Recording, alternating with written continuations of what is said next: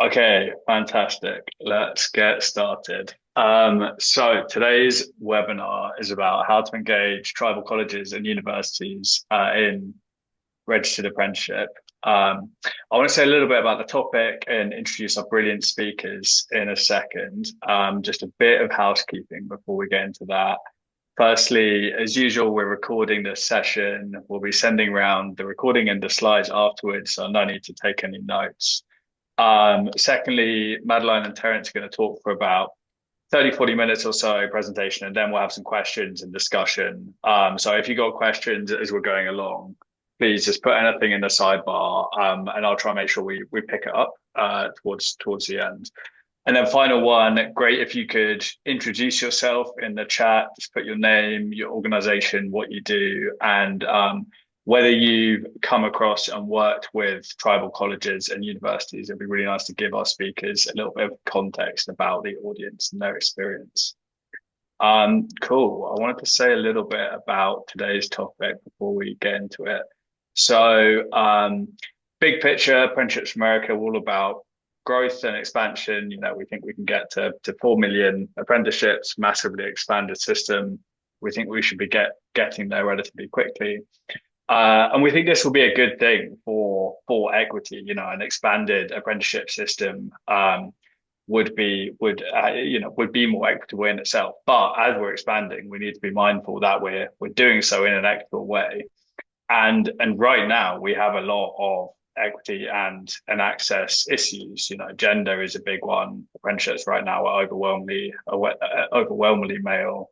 Race and ethnicity is also an issue, and a demographic group that has got particularly low participation that we're going to focus on today is Native Americans. But what we do know is that there are successful apprenticeship models emerging in partnership with tribal colleges and universities. So to help us understand what that looks like in practice, we've got two great speakers here today who are going to talk about their experience, what to look for, their kind of cultural context in setting up apprenticeships in these communities. I'm not going to give you a long introduction. I'll give you space to introduce yourselves as well.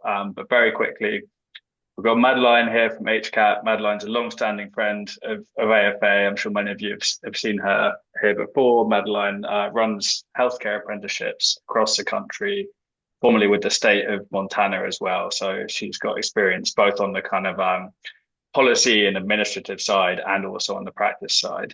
And then we're also joined by Terence Laframboise. Terence is a member of the Blackfeet Nation. His own educational journey started at Blackfeet Community College. He's got a master's in social work from the University of Toronto. So Terence is spanning, he's an educator, he's a community wellness specialist and a mental health professional. So spanning lots of different worlds here. Without further ado, I'm going to pass over to you, Madeline and Terence, to take us through this. Thank you, Thank Harry. you. Let me start the slideshow here. So Harry gave a good introduction to me, so I don't think I feel like I need to add much to that. I did work for the state of Montana for 16 years. 9 of that was in healthcare regulation, and at that time, one thing I did was regulate the training of certified nurse aides. At that time, 3 of our tribal colleges had nurse aid training programs, so I worked very closely with them. I then moved over to the Department of Labor on a TACT grant to develop registered apprenticeships in healthcare. And all of our tribal colleges were involved in that grant, so I got to work with all of them. And in my last 2 years, I worked on a suicide prevention grant, which involved tribal health departments, the Indian Health Service, and our urban Indian health centers. So I have been lucky to work with our Indigenous community for many years. You know how sometimes you meet a stranger and you immediately know this is someone you need to pay attention to and learn from? And that is how I felt when I met Terence in Browning. When I left my last position with the state to move to HCAP, I called Terence and asked if he was interested in my position, and he led that work in such powerful ways. I was so excited about that. Terence, if you want to introduce yourself a little more. Yeah, thank you. Just wanted to expand on that. Working in the suicide prevention for IHS, methamphetamine suicide prevention grant. I was just kind of getting my feet wet on the state and federal service side. And we were just finishing up this grant, and Madeline was a great resource. And she came into the office one day and was knew my grant was ending, and she just offered me her position. And I was like, "What? No, we need you." And she said, "Well, I'm moving on to other things that we want to keep this up." And I thought of you, and I felt like very honored. And like she had said, like you meet people in your life that you're able to kind of have those connections with. And Madeline has been that space for me, a safe space. So again, my name is Terrence LaFramboise. I believe the beautiful introduction already started. I'm so grateful to be on this call with each and every one of you professionals to just to give and advocate for apprenticeship, because I feel like I started in a very similar space. At the Blackfeet Community College level, there was a 2+2 program that was co-connected to the university, and I was able to stay in community and work in different capacities, through internships, through practicums, and was allowed to continue my education on a higher level. And that continued on through my master's program. And I think for today, really engaging tribal colleges and universities registered for apprenticeship programs. But I want to start by saying this is bigger than the workforce. In Indian country, career pathways are connected to sovereignty, healing, family stability, and community building. When we talk about registered apprenticeships, we're not just talking about training workers. We're talking about creating pathways where Native students can earn, learn, stay connected to home, and bring skills back to their community, much like me. So I'm very blessed to be able to be in this space, and to work alongside Madeline and to meet new people and new faces as we continue to journey forward. All right, so we're getting into it. This is a land acknowledgement. I get to go all over country, throughout the United States and Canada. And what I've recognized is every place has a timeline. And when we recognize the timeline and the period where we come from, it's always acknowledging those first indigenous peoples of the land. And when we acknowledge the land and the labor of the indigenous people, we connect to those land and we remember and we honor the present, the past, the future, and we respect and we begin by acknowledging that we gather today virtually. And each and every one of us are in different areas of our country where we acknowledge that before us there was a people that inhabited the land and caretook the land. And when we think of them, we think of the spaces and acknowledge them in a good way. So we honor them and we live and we work within their lands. So I live in the land of the Sitzigate, Sitipi, the Amskapi Pikani, which is the bigger picture of the Blackfoot Confederacy that spans up to Edmonton, down to Billings, all the way over to Saskatchewan. And we shared this land with other neighboring tribes, the Nakota, Lakota, Arikara, Ojibwe, and all these people in between. So there's a really nice native-land.ca that if you ever want to check to what land you're on, you could go to that website and it gives a really beautiful picture of the land that we are connected to. So for me, I want to just start off by acknowledging, oh, I think our looks like there's something that popped up on our screen. I don't know if anybody else sees that. I don't have anything, Terrence. Oh, okay.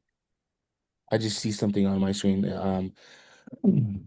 So the land acknowledgement, I want to start off by just acknowledging our time and space with a quick prayer of my people. And this is to honor each and every one of you that have come here today, but to honor our families and to honor our space in between this virtual reality, that we connect so many things. And when we connect in this way, in a good way, we honor it with a prayer. Hail. Hayo Stabatapio, Hayo Napinatusi, Hayo Kipitaki Kokomikisam, Hayo Managapi, Pai Pisuas, Espumoketnan, Negay Siksanan, Negay Kimok Siksanan Napinatusi, Aquini Mani, Kistiki Aquini Mani, Espumoketnan, Napiquax, Espumoketnan, Espumos, Sitzigate, Sitipi, Pigani, Espumokitnan, Ayo spumos. Hear our prayers and pity us, guide us and protect us as we continue to gather in these spaces, continue to help our path in a good way, that no negativity comes in our path and none of that hurt goes to anybody. Continue to look after our families as we continue to work in spaces and travel. Ayos pumokitnan. Again, thank you for allowing me to kind of start the process in a good way. Because we have a kind of a full load of information that we're going to be connecting here today together.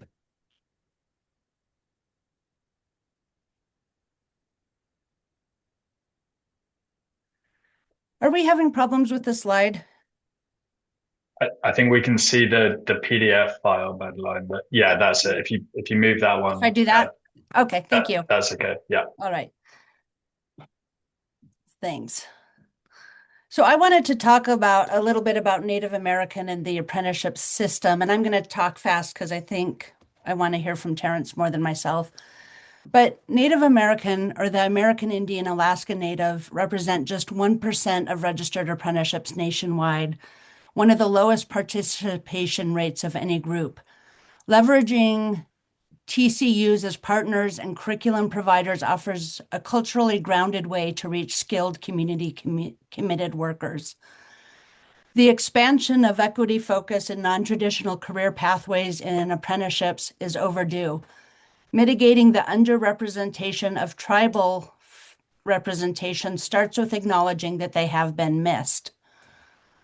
To increase tribal representation in apprenticeships, sponsors, intermediaries, and education partners need to recognize the importance of culturally responsiveness in their programs. Terrence is going to talk a lot about the strengths of the Indigenous community, and there are many. But this underrepresentation has many causes, including racial prejudice, historical trauma, lack of resources, and cultural awareness.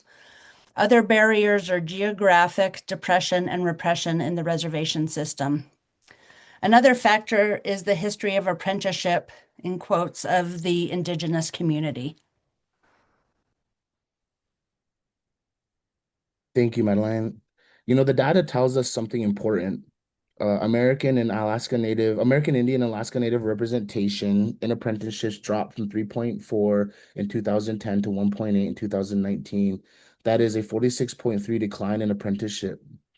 In FY21 Rapids data, only 6,523 active apprentices were identified as American Indian or Alaska Native out of 547,922 active apprentices with race data. So this is not a small gap, this is a systems gap. But I want to be careful with how we say this. This is not about Native people lacking ability, motivation, intelligence, or work ethic. This is about access, program design, trust, transportation, childcare, rural distances, historical exclusion, and whether programs feel safe enough and relevant for the people to enter and stay. Underrepresentation is not a proof of lack of interest. It is often the proof that the pathway was never built with the community in mind. An example of this, in 1860s, California passed two laws that established a system of Indian apprenticeship, and I put that in quotes. This made it easy for any white person to claim young Indian laborers by taking a list of names to a judge and getting the judge's signature. This is far more comparable to slavery than what we think about as apprenticeship. Historians estimate that as many as 10,000 Native Americans were apprenticed under these laws. Terrence, do you want to? You're Sorry, on mute. I put myself on mute. I think this slide is really heavy, but it matters. The word apprenticeship does not mean the same for everyone, eh? In California, we recognize that, Native children and adults to be indentured under was called apprenticeships. The Smithsonian notes that scholars estimated around 10,000 Native people were indentured through those laws. So when we talk about apprenticeships today, we have to understand that systems, training, labor, education, and work have not always been safe or fair for Native people. Some of these systems were used to separate families, control labor, and remove people from a culture. The National Apprentice Act created the modern registration apprentice system.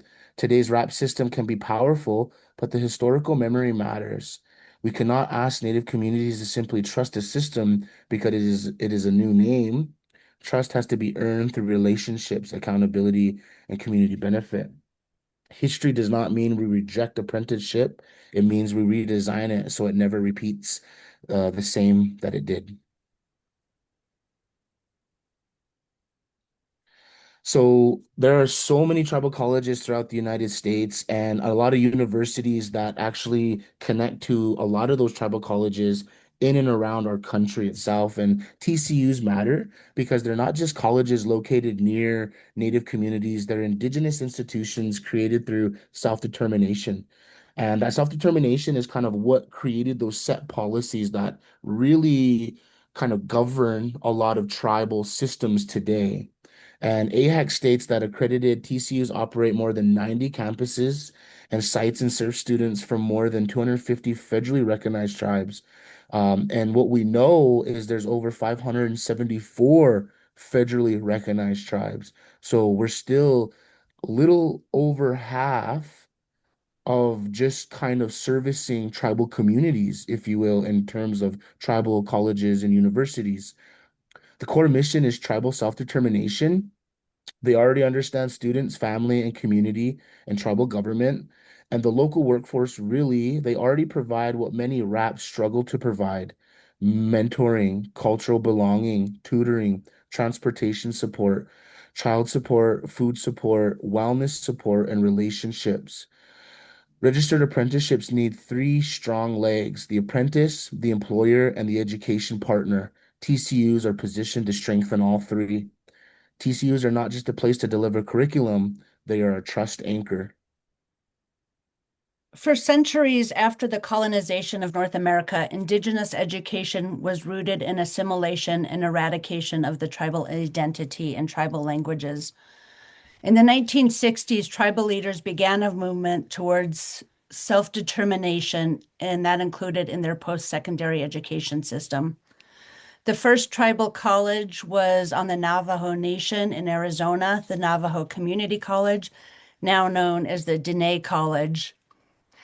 TCUs are deeply community driven, working closely with many members of the community, workforce boards, and employers to align education with local workforce and cultural needs. 74% of TCU alumni remain in their communities, underscoring the potential impact of local apprenticeship programs. TCUs are funded primarily through a mix of federal appropriations, private grants, private foundation funding, student tuition, and limited state funding. Some TCUs are land grant institutions, but they also really utilize grants and private funding. Native Forward Scholar Fund is an example, which is based in New Mexico and awards $15 million in scholarships annually. Very few state governments help fund TCUs, even though they prove to fuel economic growth. In 2024, TCUs fueled more than 11 or 100 million to the state economy for Montana. TCUs are funded by tuition, although they work really hard to keep college accessible for both the Indigenous and non-Indigenous students. Tribal colleges do not receive federal funding for non-Indigenous students, but a lot of tribal colleges do accept non-Indigenous students as well. I wanted to talk about a couple of stories of apprenticeship with tribal colleges. The Little Bighorn College, which is on the Crow Nation, has several different apprenticeships, mostly in the trades, including things like highway construction and diesel mechanics. They are now about to build about a 9,000 square foot vocational trade center to further that education.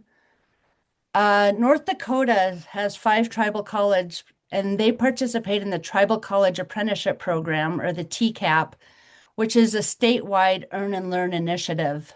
backed by several North Dakota-based companies. They have a 4-year, $14 million initiative. These apprentices complete technical certifications or 2-year degrees in high demand fields like welding, building trades, IT, and nursing. In 2008, in 2018, Montana Department of Labor and Industry and the Governor's Office partnered with the Strata Education Foundation to implement a tribal college apprenticeship pilot project. 5 out of 7 Montana tribal colleges joined in this partnership, including Ani Nakota. Occupations included accounting, business, transportation, counseling, other behavioral health pathways, hazmat, and nursing programs. The Ani Nakota College, and I know I'm mispronouncing it, I have never figured out how to pronounce it correctly, but it is the one that I worked most closely with on their nursing assistant program. They partnered with 2 local nursing homes. In their first 2 cohorts, all of the apprentices completed except for one. That one canceled to pursue a higher education degree. The apprenticeship continued until the impact of COVID required the college to postpone this program. And Madeline, you said it perfectly. So you're right on. You're right on it. And this is where we move from theory to example. The Ani Nakota College shows that what happens when tribal colleges is not treated as an afterthought, but as a core partner. The apprentices were not just receiving training, they were connected to place, family, advisors, the flexibility to move throughout the community and local employment. Student comments matter. Some students chose the program because family had attended the college. Some wanted to stay close to home. Some had personal reasons and experiences to the healthcare system, and they wanted to serve their people. Some needed stability and some needed supported advisors. Some needed to study space because home was not always a quiet or safe learning environment. This is exactly why TCUs matter. They understand the whole student.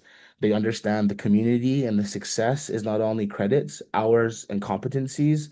Success is also belonging, stability, confidence, and support. When I think of RAP partners and TCUs, they're not only building workers, they're building local capacity.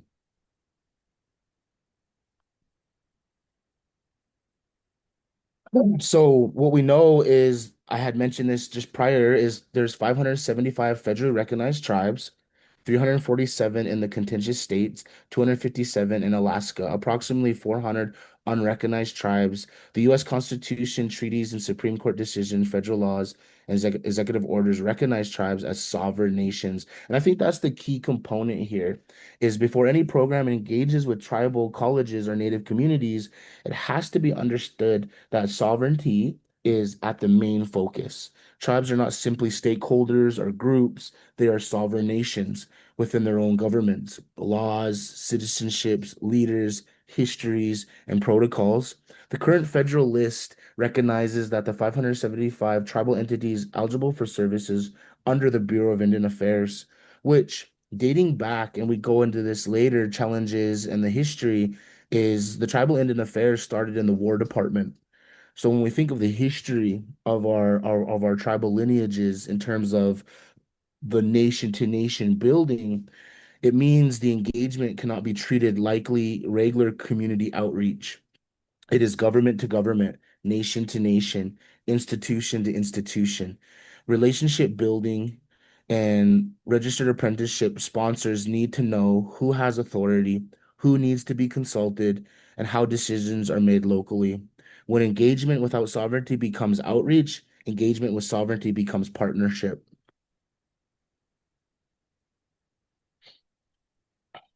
Oh, is this me? Okay. Yes. When we think of the historic distrust, it's there. And history tells us so much. And sometimes our history books fail to tell us certain things that we know orally that had happened. Distrust does not come from nowhere. Treaties were broken, families were separated, lands were taken. Ceremonial languages were forgotten. Federal boarding schools were used for assimilation. The Department of Interior investigation found 408 federal Indian boarding schools across 37 states or territories from 1819 to 1969. So in my mother's generation, we still were dealing with boarding school and assimilation.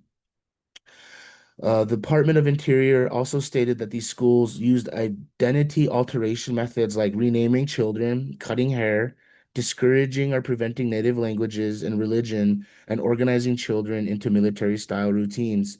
That history directly impacts how Native families experience education, workforce systems, government programs, and outside institutions. So when a program says, "Why don't you just show up?" we need to ask a better question. Have we created enough safety, consistency, and relationship for people to trust us? When education was used to harm, education and workforce systems must now be used with care. And I just want to add that this distrust can make working with tribally run or tribally based organizations challenging. I worked with one tribal health department who did not want to turn over information we needed for our federal grants. It took a lot of conversations to get to a place where we could get enough information to satisfy the grant requirements to the feds and still allow the tribe to control what and when we got that information. Understanding the history and a respect of tribal decisions can go a long way in building long-term relationships. Thank you, Madeline. Cultural customs. So this slide is about humility. Native communities are not all the same. Every tribe has its own language, kinship systems, ceremonies, protocols, food, songs, leaders, and ways of teaching. One mistake people make is trying to create a one pan-Indian approach and assuming it fits everywhere. I was a part of this as well.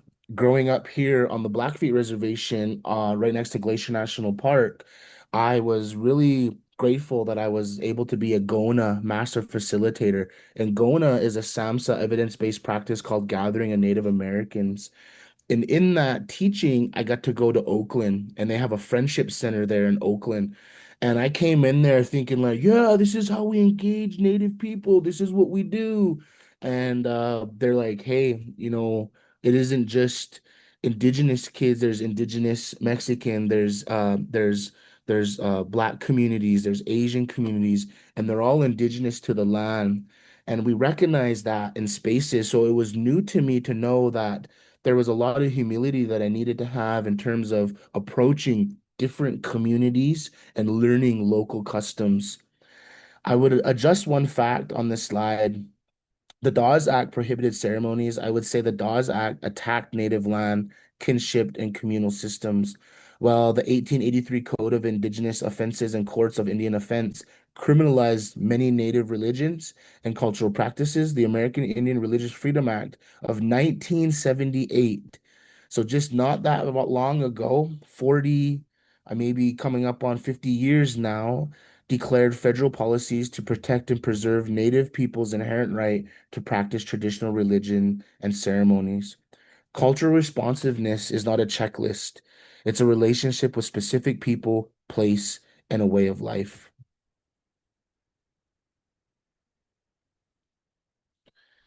I wanted to share this. This is just about culture. This is a sweat lodge, just right outside of my community. It signifies and acknowledges where we're at on the slide. So we can go to the next slide. Because I think of spirituality, I think of the connection to the land. And for many Native communities, spirituality is not separate from education. Work, leadership, or healing, prayer, songs, and ceremony, gratitude may be part of how people open and close spaces. That does not mean every Native person practices the same way, or every community will want the same protocol. For registered apprentices sponsors, the lesson is simple. Ask respectfully. Do not assume. Give space for local protocol. If a meeting opens with a prayer, if an elder speaks first, if a community needs time for ceremony or grief, that is not a barrier to workforce. That is how, that is a part of how the community stays whole. Programs work better when they respect what keeps people grounded. Some of the strengths.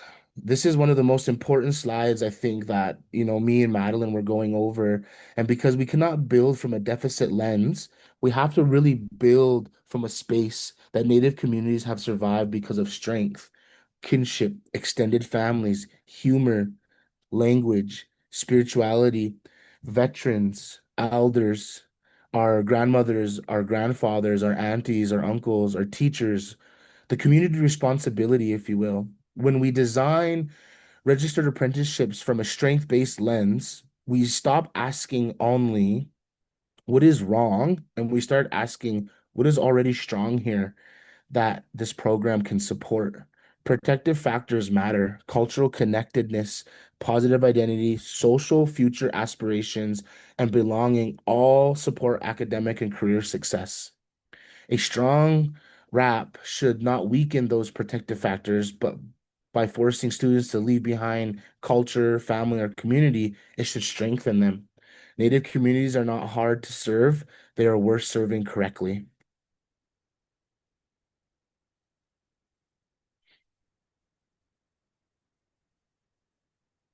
So we have to think of the challenges, and we've had many challenges since COVID, and prior to that, the challenge was education, and prior to that was learned historical trauma. And in my pathway and social work and in getting my master's, a lot of learning the past was supporting the future, supporting the present, and acknowledging the future. The challenges are real. Colonization, poverty, unemployment, COVID impacts, fewer educational opportunities, the suicide rates of Indigenous communities, underfunded healthcare, mental health gaps, and threats to language and traditions. But the danger is when systems use these challenges to blame Native communities instead of examining how systems created or worsened those conditions. TCUs have carried a huge responsibility with limited resources. ProPublica reported that Congress has underfunded tribal colleges by about 250 million per year compared with the inflation adjusted amount tied to what was promised. This is where we name the dogma. The old dogma says Native people must fit programs. The better way to say the programs must be built with Native communities. TCUs are not small because they lack vision. They have been asked to do nation building work with under-resourced tools. And here's a little slide that I use in a lot of mine is, we're living in the 22nd, 21st century, and there's a lot of urban Indians and there's a lot of Indians, Native Americans, and you'll notice I switch, and that is in different communities, Native Americans, Indigenous people, Indians. We acknowledge all of these different spaces. Why? Is because in certain areas, people are moving away from Indian, but the idea is too is that is in our treaties and obligations, the language. So we have to honor those names and spaces. But when I think of this little piece here, it's just to acknowledge that we're living in a time where we're honoring our past, but going into the future. Some of the myths, and we've kind of already discussed a little bit about that, but this is about clearing out harmful assumptions, misshape policies, misshape funding, misshape how employers treat apprentices, misshape whether people believe Native students can succeed or not. Myths like casinos made everyone rich, Native people do not pay taxes, Native communities are dying out, or Native people all look and act one way are not harmless. They create biases. Biases created bad program design. Bad program design creates low participation. Then systems blame the community for not participating. For registered apprentice sponsors, myth busting is not a political correctness, it is workforce strategy. If staff carry stereotypes, apprentices feel it. If employers carry stereotypes, retention suffers. You cannot build equity on top of stereotypes.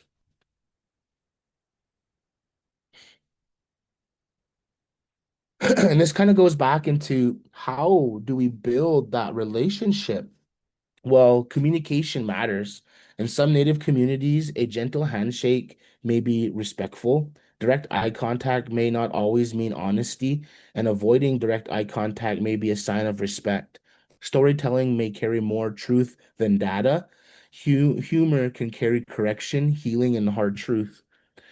When I think of registered apprenticeship sponsors, sometimes misread silence, indirect communication, or humor, they may think someone is disengaged when they're actually being respectful or taking time to process. This is why cultural humility is so important.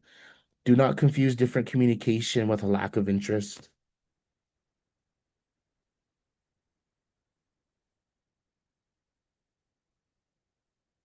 Madeline, do you want to?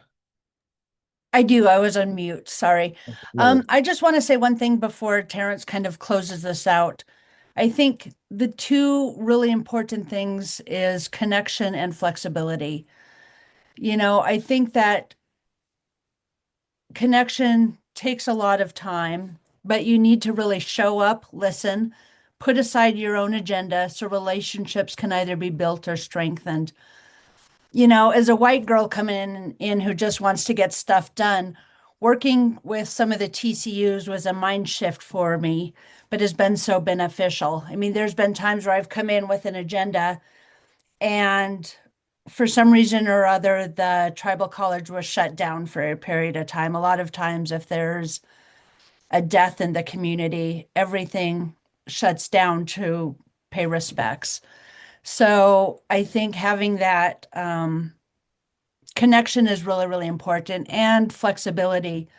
I worked for Bill Yellowtail, who was a senator in Montana in 1993, and it would kind of drive me nuts because I would know he had 47 things to do, but somebody would want to come in and talk to him and really talk about pressing issues to them. And Bill would spend an hour, hour and a half with them. So I really had to learn how that flexibility and connection are really important working. I mean, in any community, right? But particularly with some of these TCUs. There was another story that Madeline had told me, and it was working with a Fort Belknap community. And I think it was, she kind of like preluded to that, where coming in with like this like slide that was meant to really support the people, but there were people there that were like, What is this? What's going on here?" And her humility and her ability to transition into listen, I think really served when we have allies and when we have spaces that are created with safety, there's always intention. And I think if you remember nothing else, remember these six things: understanding historical trauma, building relationships before expectation, recognizing individuality of each tribe and TCU, relying on the strengths, practice cultural humility, and create safety through kindness and consistency. A culture responsive rap is community based, elder informed, flexible, trauma informed, ceremony aware, family centered, paid, local, and connected to tribal priorities. It does not extract native talent away from the community, it returns skills, wages, leadership, and capacity back to the community. Do not build pathways to extract native talent. Build pathways that return income, healing, and leadership back to our communities. I thank you guys so much. And now we will open it up if anybody has any questions for Terrence or myself. Madeline, Terence, thank you. That was excellent. There's a huge amount there, both on the kind of the cultural context and then also the sort of practical advice for running apprenticeship with these communities. It'd be great if people with questions could put their hand up. I've got a few myself, but I see Joanne's got one. So Joanne, if you want to kick us off. Hi, that was a spectacular presentation. Thank you so much. Very informative as always. You rock it, Madeline. Just a quick question. Internships always are jobs. They start with employment. And with these communities, we find that they have to leave their areas because of the availability of employment. So how did you navigate the I don't know, the employer partners or the availability of apprenticeship opportunities uh, along, along the lines of what employment is available in those communities? And, when we did the tribal college outreach in Montana in 2018, we worked with the tribal council and the tribal leaders and the elders to say what jobs are needed in this community and built from there.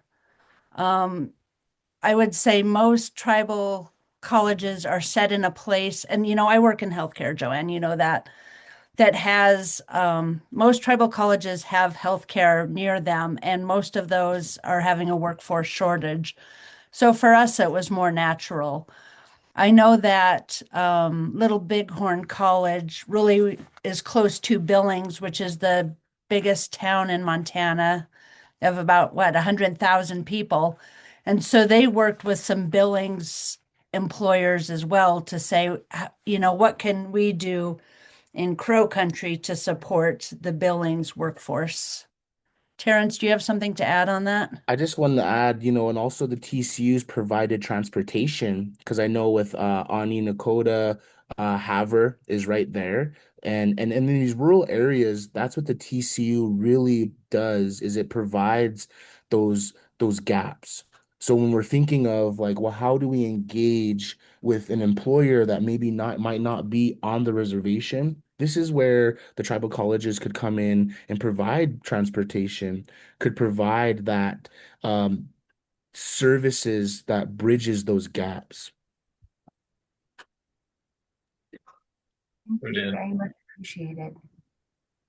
Thank you. There was a Can I couple just say questions one? in Oh, the oh oh, go go ahead. ahead. I was just saying there was a couple questions in the chat too. Okay. I just wanted to say one more thing, Joanne.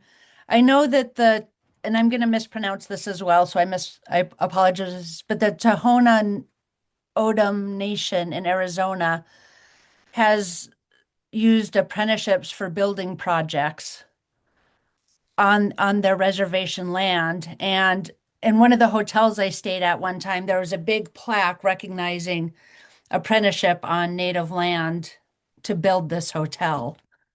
So I think there are some, stellar opportunities of where this is done very well, and Arizona is one of them. Just picking up the questions in the sidebar. John's just on a related note to what you were just talking about, what the role of tribal health systems as employers in apprenticeship is, Madeline. I think you just mentioned health as an employer, but yeah, Right. I don't know if either of you have got any reflections on tribal health systems here as a major employer.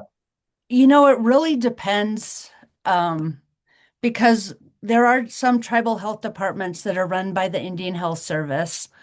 And getting an apprenticeship on the federal level is very, very challenging. I've been trying since 2015 and still have not succeeded. But there are some local tribes can either control the health system or they can have IHS control. And so we've had really good luck when tribal health systems are controlled by the tribe. And a lot of them are thinking about and embracing apprenticeship as an education pathway for their workforce. I wanted to add a bit about that. Working in the tribal health system currently and working with other tribal nations in and around Montana. And when I was at Kaufman and Associates, we worked in California with their tribal health systems, and in Washington, we worked with their tribal health systems. And they're always looking for opportunity. They're looking for engagement, for pathway. So I think if there's an organization out there that's willing to kind of promote a possible partnership, all tribal healths are kind of like in a position where they're needing to get more resources. IT department, behavior health aides, mental health support workers. In Montana, there's a legislation called CHAP, Community Health Workers, that created certain pathways to be supported. And Madeline hit it on the head with IHS. There is this weird sovereignty issue when it comes to federal programs. Sometimes they're called 638. It's where the tribe has the opportunity to get those back as a sovereign nation.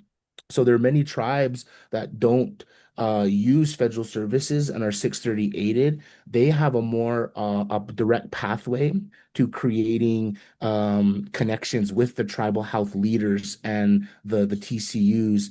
I want to say back when I was getting my associate's degree, I was really grateful. There was an IHS Indigenous Pathway Scholars Program that allowed me to be in contract care, which is now purchase referred care. So there are avenues I know the federal government really tries to promote. I know in the past, since COVID, they're really pushing a lot of areas to hire new employers, and they're doing apprenticeships for high school students to learn how to engage people coming into the healthcare field. Brilliant. Thank you. And then I want to go to Tanya's question, which is how do you connect with TCU? So the context is Tanya's in California working on tribal land. They don't have a local school. They're looking for healthcare and behavioral health workers. But yeah, it'd be really good to have your reflections on, how do you form that relationship and connect with TCUs? I just want to say, Tanya, if you want to reach out to me, I can see what I can do to help. Montana, 2 or 3 years ago, started the Montana Consortium of Urban Indian Health Centers. The only other state to have such a consortium is California. And through the Montana Consortium, I've been working a little bit in California to reach out to the urban Indian health centers. So I'm starting to establish some connections in California, and perhaps I can help facilitate some of that. But I do think it is important to find those one or two people on the campus that are interested in what you're doing and are respected. And that's how we found to make the most headway. Terrence, I'd be curious to know what you say. Yeah, I put a link in the chat, Kaufman and Associates. And why I use them, there's also another one called Tribal Tech. They service a lot of these huge funded grants from different agencies all across the United States. And Madeline had mentioned the California Consortium. They have in their capacities to connect to tribal leaders from different areas. I remember I was up at Clear Lake above Sacramento, and there's about 8 or 9 different tribes around Clear Lake, the Pomo, and different tribes around the lake. And they were all a part of this consortium where if you wanted to engage with them, you'd usually go through Kaufman and Associates, where they had a direct link or line to connecting with those tribal leaders or tribal health officials. Brilliant. Thank you. And next, I'm going to come to Nicole's question, which is how should a non-tribal organization, i.e., a state agency, begin building relationship with TCUs to respect sovereignty and local protocols? Madeline, I think you did this when you were with the state of Montana, so it'd be really good to hear about your experience there, and Terrence, to hear about your thoughts in general. Do you want? Sure. So I'll just speak really quickly. But one thing that Montana's interesting. Montana has in our constitution, it says that every Montana resident has the responsibility to learn about our native populations. And as part of that, the governor's office has a tribal relations person, and the Department of Health has a tribal relations person. When I was there, it was Lisa Evers, who I felt like was amazing. She knew everybody.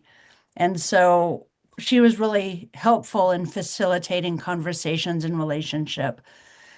The Department of Labor and Industry, after I left, hired Donnie Wetzel, who's also a very respected member of Montana's community, to facilitate many things that the Department of Labor does, but also apprenticeship. And so I think if you can if there's somebody in your state government like that, it's really, really beneficial.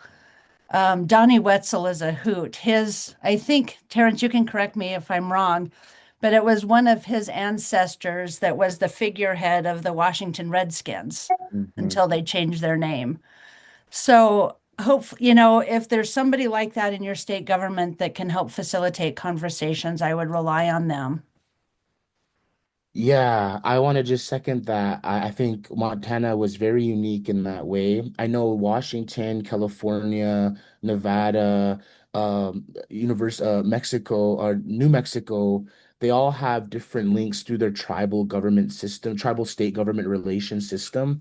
But let's just say we're starting from boots on the ground.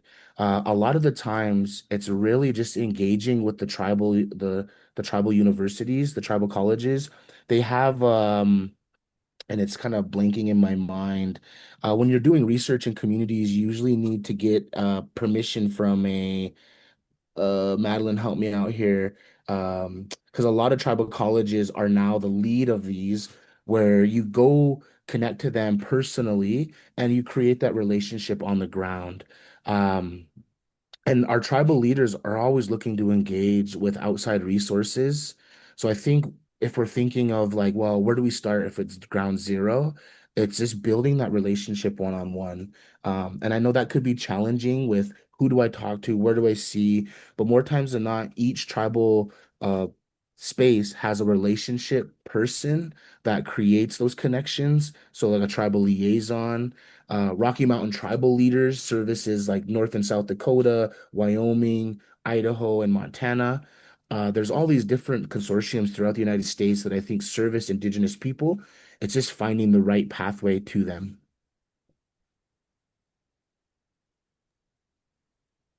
Brilliant.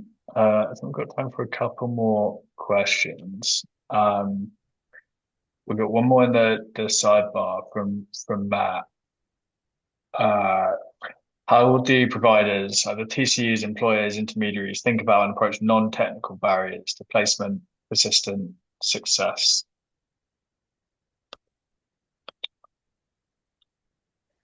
I'm wondering, Matthew, if you're referring to like supportive services for housing, childcare, dependent care, that kind of thing. Is that what you're after?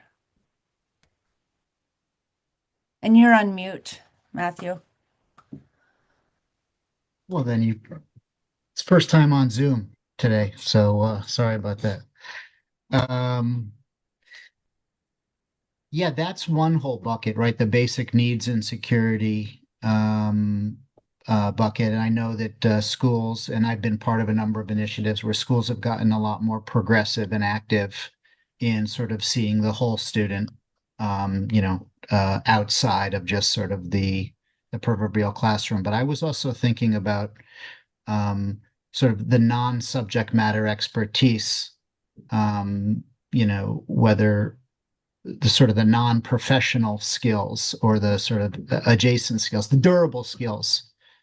Whether I know we started the conversation with your introductions, both of yours, around suicidality and suicide prevention, um, substance abuse disorder, healthy boundaries, communication skills, anger management, um, a lot of programs that are focused on apprenticeships are often more transactional. They're a little bit more highly specific to the job specific skills.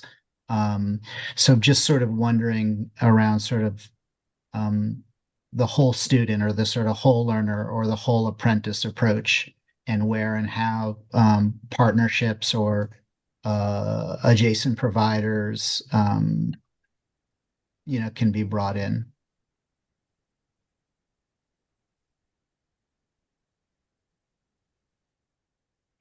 Terrence and I are both looking at each other.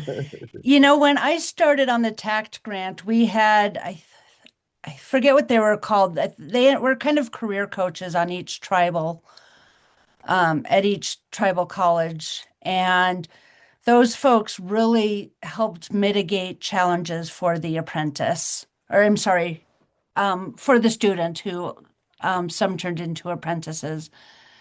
And I don't know if there's anybody like that on tribal colleges now.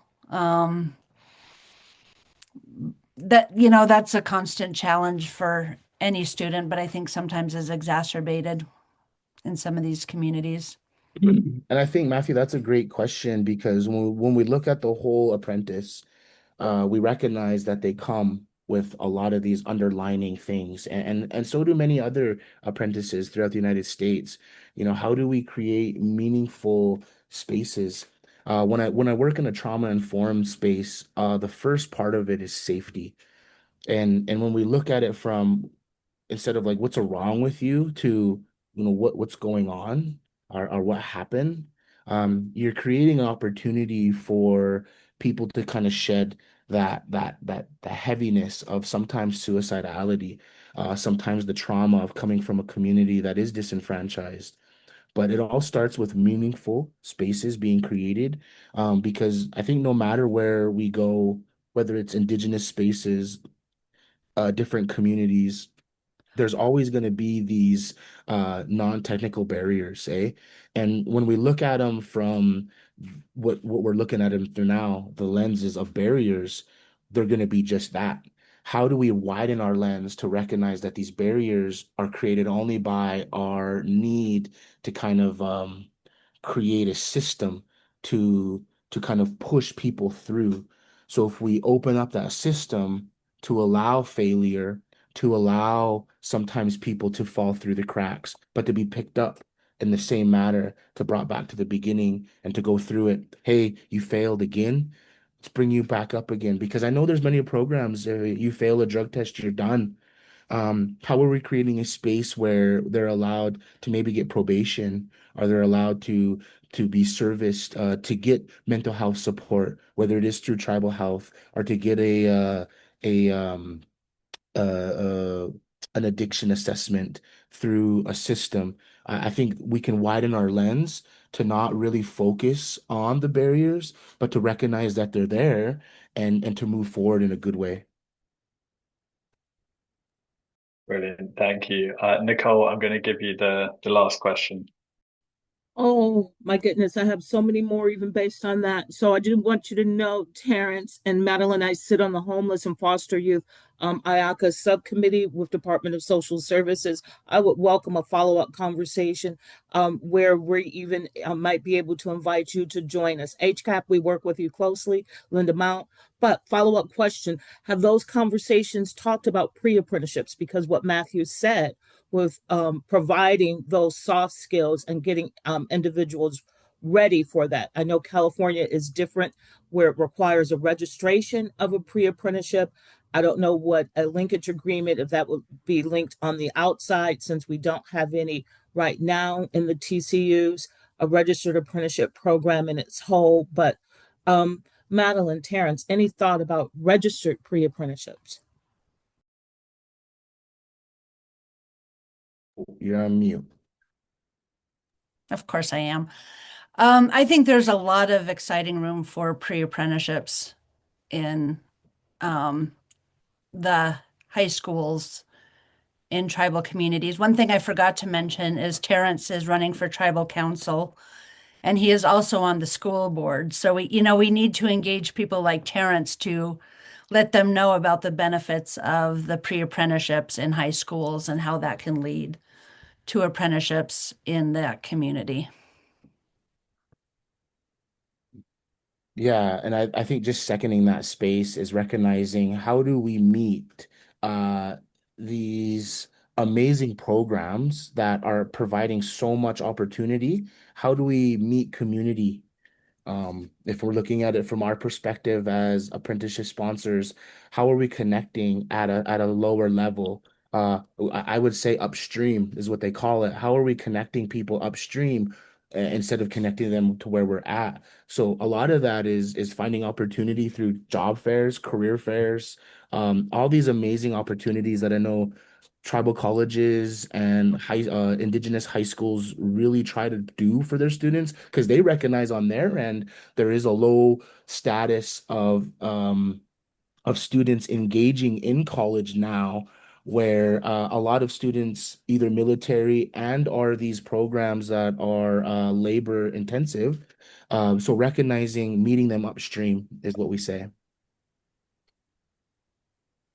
Terence, Madeline, I'm going to close us out because we're at time. But last thing I just want to say is thank you so much for sharing your expertise on this. It's a really important topic, and as you can see in the sidebar, you've got lots of really nice feedback. So I'm very glad, and yeah, thank you for taking the time and sharing your knowledge and expertise and everything you do on this. We'll be sure to share the recording, and we'll try and share some resources out as well on this, as it seems like there's lots of interest, and I'm sure there's going to be lots of follow-ups coming from this conversation. So yeah, thank you everyone for coming, and have a great day.